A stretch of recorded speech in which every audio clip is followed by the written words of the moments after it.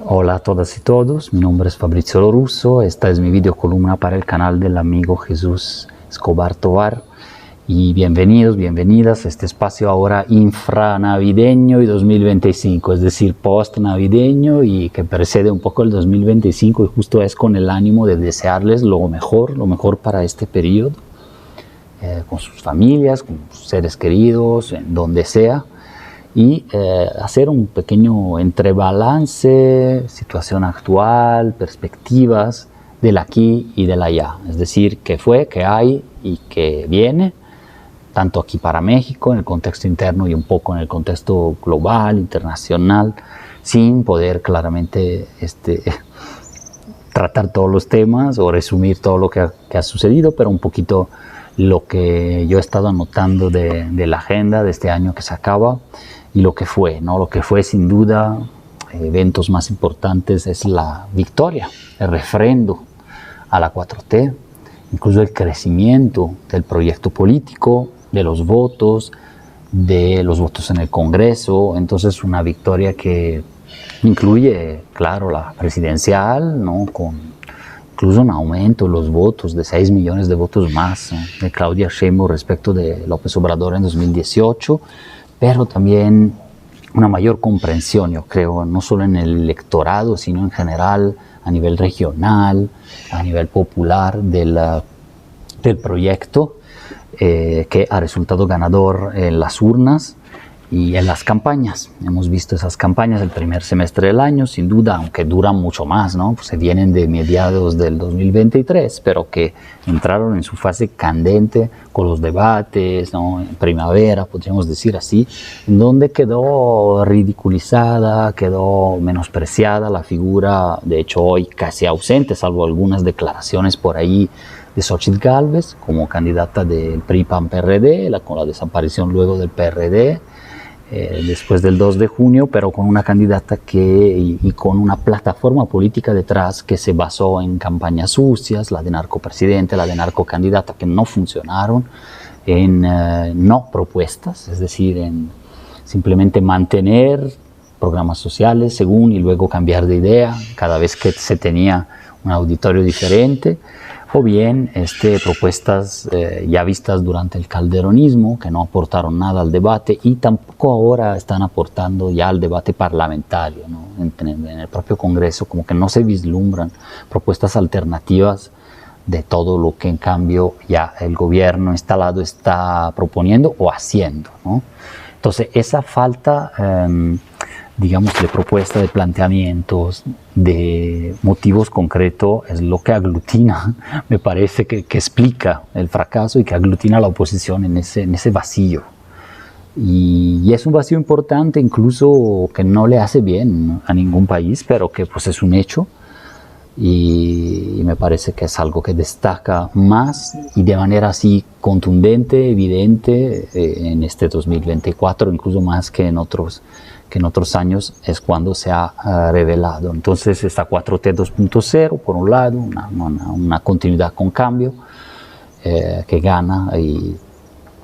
arrasa más bien en las urnas, ¿no?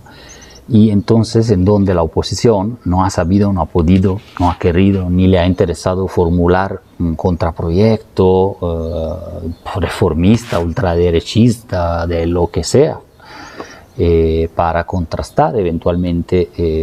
digamos, la propuesta de Morena y sus aliados. Y entonces en donde sus propuestas nunca se han visto durante el año reflejadas en las condiciones materiales, estructurales de la población, ¿no? Y donde entonces pues no cunden, no impactan ni electoralmente prácticamente porque no tienen algún reflejo en los gobiernos locales, por ejemplo, en otros experimentos o incluso como propuesta pura en campaña no se veían reflejadas en algún sentimiento, digamos así, popular, nacional, alguna expresión que no fuera de los sectores que siempre habían gobernado, de élites cada vez más abusivas o restringidas, pero que siguen teniendo un enorme poder económico y mediático, ¿no? Entonces, bueno, ese me hace lo más destacado, y en el segundo semestre ya un inicio no exento de problemáticas, polémicas, sin duda, y críticas desde las izquierdas y las derechas, claro, pero menos consistentes, pero importantes críticas de todos modos a reformas como la reforma en materia de supremacía constitucional y sobre todo el centro, yo creo, del capital político que se está jugando en los primeros 100 días, ¿no?, del gobierno de Sheinbaum, es la reforma al Poder Judicial, ¿no?, que fue, pasó, que está en curso y que se va a ver qué sucederá, ¿no?, qué viene. Entonces, en los 3 momentos temporales que uso para esta columna, pues ahí está,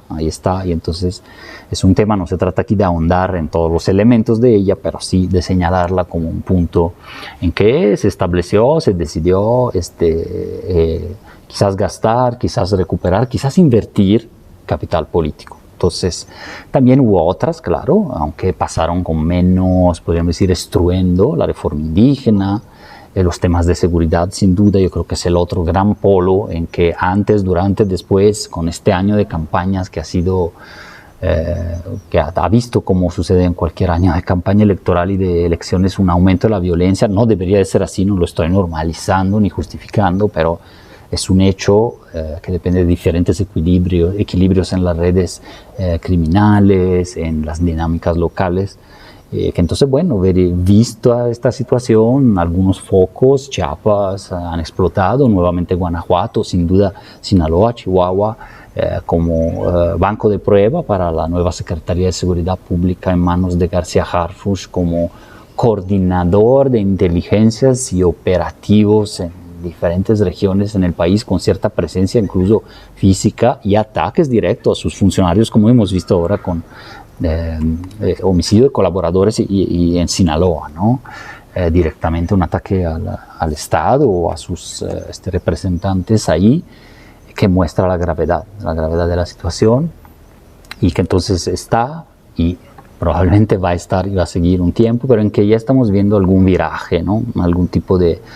diferencia en la estrategia, una mayor presencia. El operativo Enjambre ha sido analizado, todavía se están viendo sus efectos, pero ha sido, digamos, interesante en el Estado de México cómo se comenzaron a desmantelar algunas redes criminales complejas, es decir, no solo presentar algún cabecilla presunto, ¿no?, como se hacía, ¿no?, del narcotráfico, sino toda una red. Ojalá, sigan y que eso llegue a judicialización y a sentencias, ¿no? Pero bueno, fueron algunos de los inicios entre los descomisos y otros temas relacionados con Sinaloa, la presencia también de operativos conjuntos que marcan un poco estos primeros 2 meses y medio, 3 meses, ni siquiera, de gobierno de la 4T 2.0, digamos así, de Claudia. Entonces también la reforma indígena ha sido comentada poco, es un avance indiscutible, reivindicación del movimiento indígena desde los años 90, cuando menos, pero parcial, ¿no? O sea, sí hay un mayor reconocimiento de autonomía y sobre todo de reconocimiento jurídico, personalidad jurídica a los pueblos indígenas, pero falta una gestión completa o una gestión integral de los territorios, ¿no? Más allá de la consulta, era otra parte que quedó, digamos así, en el tintero y no fue incluida. Entonces esa es la reivindicación incluso de izquierdas, ¿no?, relacionadas con movimientos populares indígenas en el país. Entonces, bueno, ahí creo que es un punto para tratarlo y seguramente avances laborales ya estamos viendo en materia de, por ejemplo, los derechos de los repartidores, combate a esa precarización total del trabajo con plataformas, que no significa eliminarlas o pasar a otro modelo, pero por lo menos desprecarizar, si así se puede decir, parte de esa vida laboral, social, ya fundamental, ¿no?, de los repartidores y las plataformas. Entonces, con esa reforma. Y en el más allá, me refiero más que en el más allá, más allá de la frontera, pues la victoria de Trump, sin duda, el ascenso de ciertas ultraderechas en donde América Latina se ha configurado más bien como un dique, a pesar de que sí hay un eje, ¿no? Noboa, Ecuador, Milei, Argentina, El Salvador con Bukele cuando menos, y dentro del trumpismo, entendido ya como corriente que llegó para quedarse, que va más allá de Trump y de su cuadrienio que va a ser, va a empezar el 20 de enero, pero pues sin duda está esa tensión, donde aquí hay más gobiernos progresistas o de varios cuños, tipos de izquierda en América Latina, y al revés la situación europea, ¿no? En donde predominan o van a llegar posiblemente alianzas o gobiernos que contienen o dominados por la ultraderecha, ¿no? Muy preocupante la situación en Francia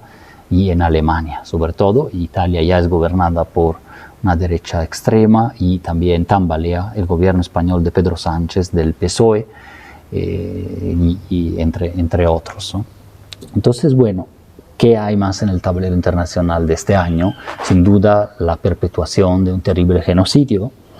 de Israel, del Estado de Israel contra el pueblo palestino, especialmente en Gaza, pero también en Cisjordania.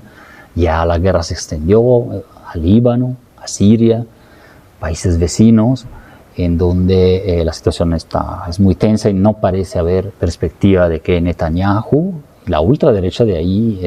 decida pararlo, ¿no? Sobre todo cuando Trump llegue a la presidencia.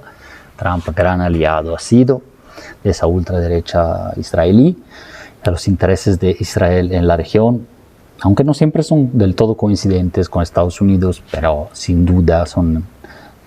aliados, gemelos en la región, y van a seguir. Y los otros escenarios, Rusia contra no Ucrania, sino la OTAN, la Alianza Atlántica, y Estados Unidos como guerra de proximidad de esa alianza occidental en contra de Rusia, una war by proxy, es decir, sí es contra Ucrania oficialmente, pero están ahí jugando papeles cada vez más preocupantes, ¿no? Polonia, los países occidentales con las armas y ya con la escalada,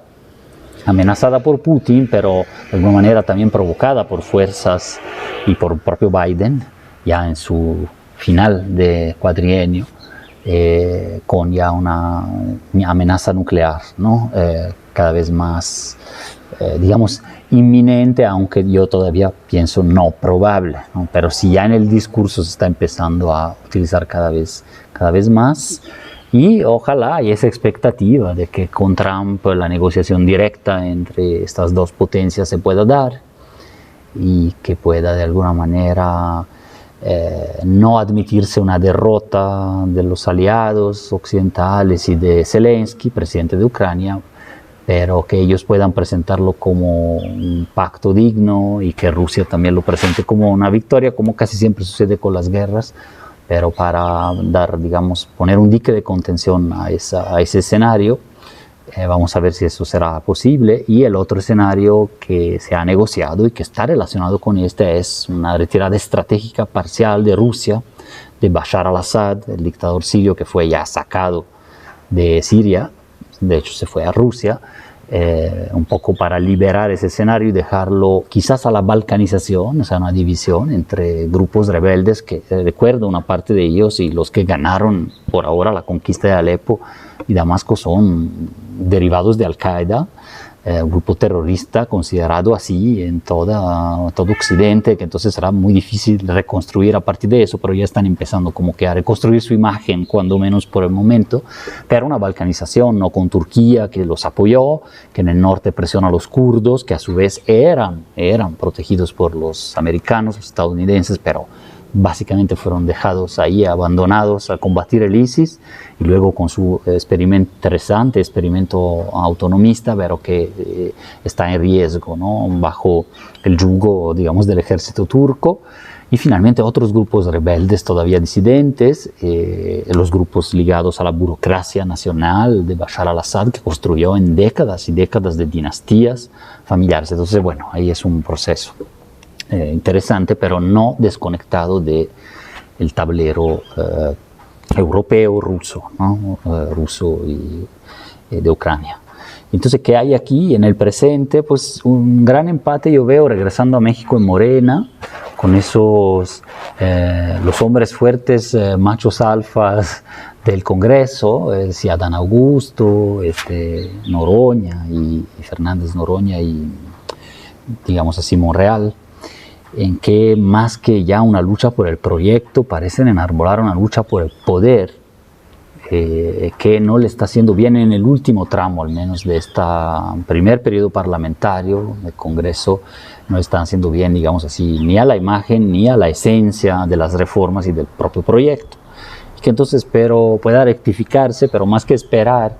vamos a ver qué tipos de equilibrios también están al acecho otras de las famosas, antiguas corcholatas, ¿no? Que están ya como con un perfil más institucional por tener secretarías de Estado, Ebrard y Mario Delgado, pero que, en fin, también intervienen con esa supersecretaría que me parece se está volviendo la de economía, porque con la excusa y el tema del tratado o de otras cuestiones en donde la economía de alguna manera entra o periféricamente entra, Ebrard está asumiendo mucho el papel también casi de canciller otra vez. Y entonces, bueno, eso le da también cierto protagonismo y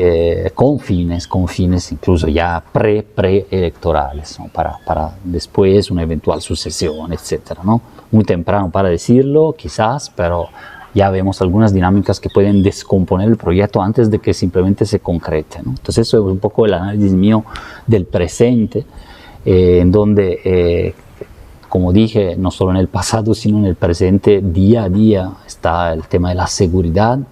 ¿no? Con ese debate que hubo del usar el término de narcoterrorismo, que no se está utilizando por parte de autoridades mexicanas, pero sí por oposiciones, derecha sobre todo, y la derecha internacional, más belicista, militarista, que quiere acuñar un término nuevo que incluya narco como etiqueta llamativa para poder tildar cualquier cosa y poder intervenir en cualquier cosa, ¿no? Que es una política clásica en América Latina de parte de Estados Unidos, pero sí echándoselo al narcoterrorismo, ¿no? Eso lo hemos tratado en otra columna, pero pues está ahí, está ahí. Otra palabra presente y que va a estar presente es aranceles, ¿no? La palabra favorita de Trump, en donde yo aquí siento que, y volviendo al tema del Congreso y las divisiones, que el sano debate dentro de partidos, dentro de las izquierdas, congresos, también instituciones, pero también afuera y sobre todo afuera de las instituciones debería de basarse también en algunos principios básicos de unidad frente a cierto adversario común, ¿no? Y acá estamos ante esto, el narcoterrorismo como sistema, como etiqueta, como propuesta, pero también el propio trumpismo como tipo de ideología que ya trasciende Estados Unidos y está, justo vimos en otros países ya de Centro y Sudamérica, con ese eje Bukele, Noboa, Milei, Trump, ¿no? Y que entonces hay que tenerlo en el radar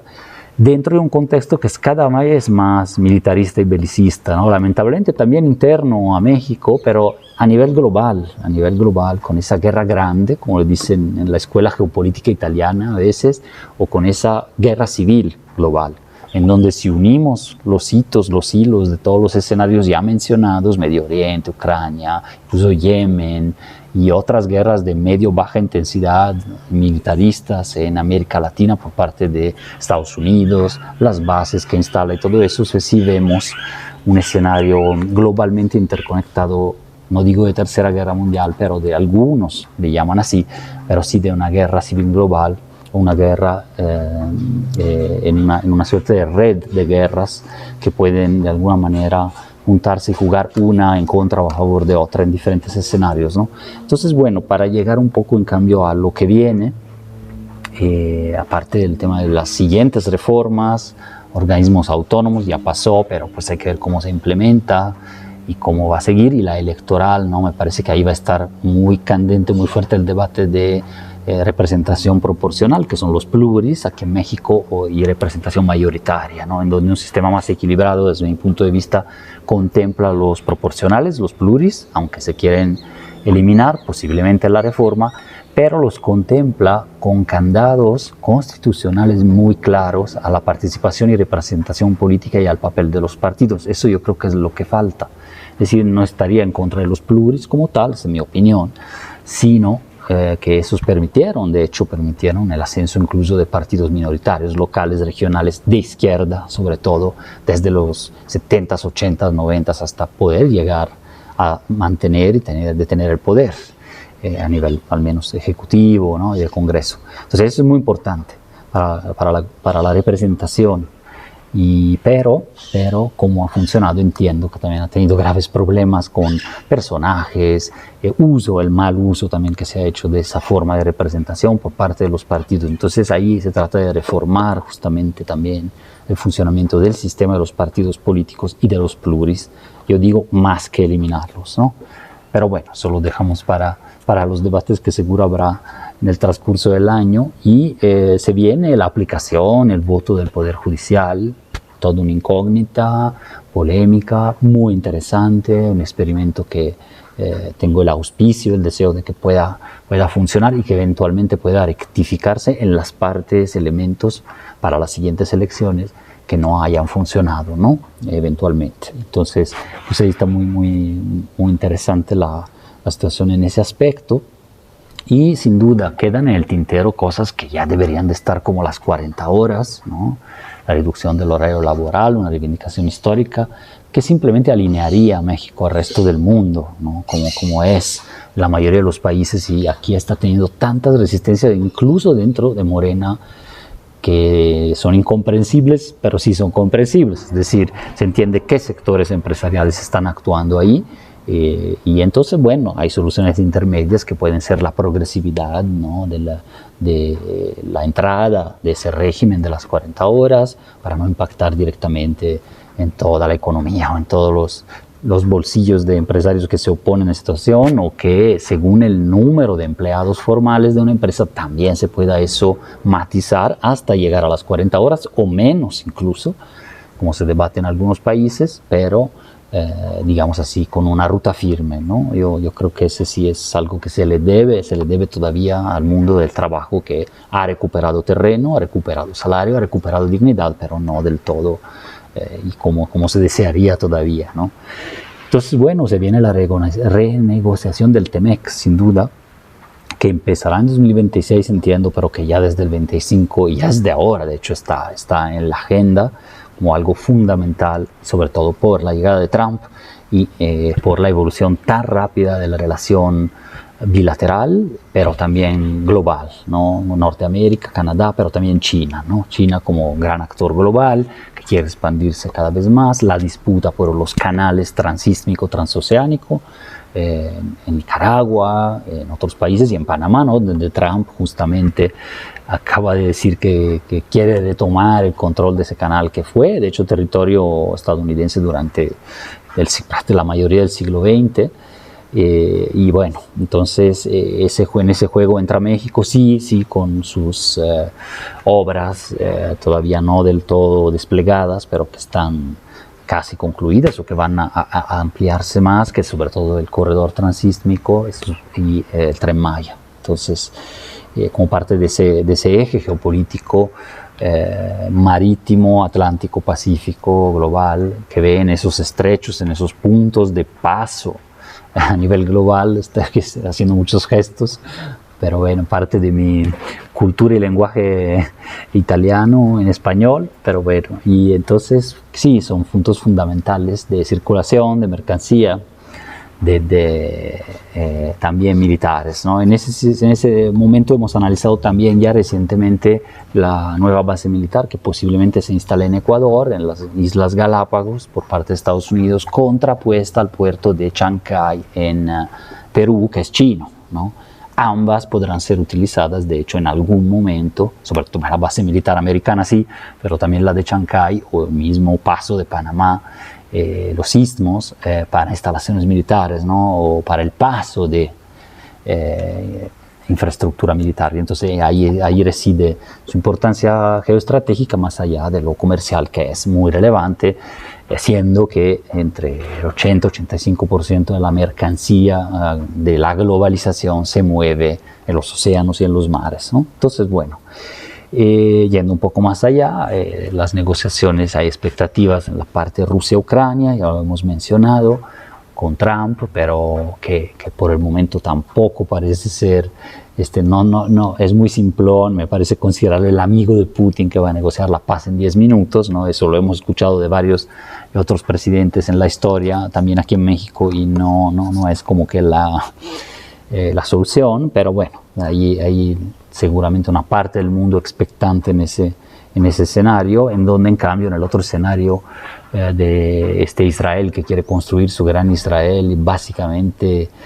crear un desplazamiento forzado masivo con genocidio de palestinos, pues ahí es la parte más gris, más negra de la historia de este año último, y que por lo menos está viendo más reacciones, ¿no? Aquí en México, académicos, académicas por Palestina, un movimiento que les invito a seguir, a mantener la atención alta ahí desde las universidades, y cada vez más expresiones. Entonces se esperaría de un gobierno como el mexicano también algunas expresiones más fuertes, internacionalistas y de solidaridad al pueblo palestino y de condena de la acción de Israel, en donde cerca de Israel también la guerra la está conduciendo ya en varios países. Israel también en Siria, ¿no? En donde ya está tomando posiciones, y entonces está restableciendo equilibrios complejos, ¿no? Entre Irán, Turquía por un lado, bueno, uno en contra del otro más bien, Israel, sus aliados globales, Estados Unidos, los mismos países occidentales, y los grupos locales en debacle, ¿no? para establecer algún tipo de control en ese país tan estratégico para todos los actores globales, en donde se ha sido combatida una guerra global dentro de un país, ¿no? Entonces, por eso prestemos atención a esa red global de conflictos en donde están entrelazados en una guerra civil global o en una guerra grande, que impacta a México, impacta sus negociaciones, impacta su régimen arancelario y impacta cómo este proyecto del humanismo mexicano, de la 4T 2.0 o de la 4T de Claudia Sheinbaum pueda seguir adelante, ¿no? Me parece que un último punto solo para mencionarlo, lo dejamos para debates futuros, yo me imagino, pero de lo que viene yo creo que habrá que debatir más a fondo la reforma fiscal para que los ricos, las empresas también, las más poderosas, los conglomerados, ¿no? Los corporativos, las mineras, las que nunca han pagado, tanto sus patrimonios como sus ingresos sean objeto de una reforma fiscal que reequilibre el sistema. En México se recauda muy poco, aunque nos parezca otra cosa. Quien paga solo es un bulto de la parte de la población cautiva, y una parte de las empresas, pymes, una parte de clase media, pero realmente el problema no es la informalidad laboral, no son los pequeños, los problemas están en la cumbre, en la élite, en donde se paga cada vez menos y siempre menos cada vez que aumenta sueldo y patrimonio. Entonces hay que volver a recaudar sobre patrimonios, sobre cierto tipo de herencias, sobre cierto tipo de movimientos de capital financiero por un lado, y sobre los ingresos para generar un proyecto estable, porque hay muchos riesgos que se vienen, no solo arancelarios, geopolíticos, ya los mencionamos, fiscales, también internos, con un aumento potencialmente peligroso de la deuda pública, del déficit anual y todo eso, y eso no bastaría tan solo mejorar el SAT, la inteligencia financiera, las aduanas, que ha ido muy bien, ese trabajo ha sido riguroso, la austeridad, no se puede achicar infinitamente el Estado. Entonces, bueno, la otra parte es ahora sí volver a aumentar esa base recaudatoria y hacerla más justa, un sistema que sea realmente progresivo, quien más tenga pague más en todos los sentidos, y eso permita generar un estado del bienestar real, no solo nominal, porque ahora todavía en tema de educación, de salud, todavía de jubilaciones que están privatizadas, ha mejorado algo, sí, y en tema de infraestructura, salarios, sin duda, y de reequilibrio norte-sur del país también, pero para dar un paso más, en mi opinión, se necesita mucho más recurso, así lo tienen los otros países que han sido exitosos en esa construcción, ¿no? Y que entonces, bueno, México puede ir en ese camino también de manera progresiva, habría 5 años o más para poderlo hacer, blindar constitucionalmente una reforma de ese tipo y blindar el gasto social que se derive de esa plusvalía, de esa recaudación a los más ricos, y no solo, dependiendo de los sectores, para blindar un estado del bienestar que dure como herencia y legado, independientemente de cualquier otro gobierno que después pueda ganar, porque como se sabe, nada dura para siempre. Entonces, bueno, es un poco mi posición al respecto, y veo que está cada vez más, me da gusto, en el debate nacional, en el debate no solo de analistas, sino también académicos, ¿no? Desde las izquierdas, sobre todo, en donde sí se habla en estos términos de mayor redistribución, pero con mayor posibilidad de recaudación. Entonces, bueno, muchísimas gracias. Les deseo un 2025, un paso del testigo entre este 24 y el 25 de lo mejor, en la Nochebuena y la siguiente, si nos vemos en la siguiente. Un abrazo a todos y todas.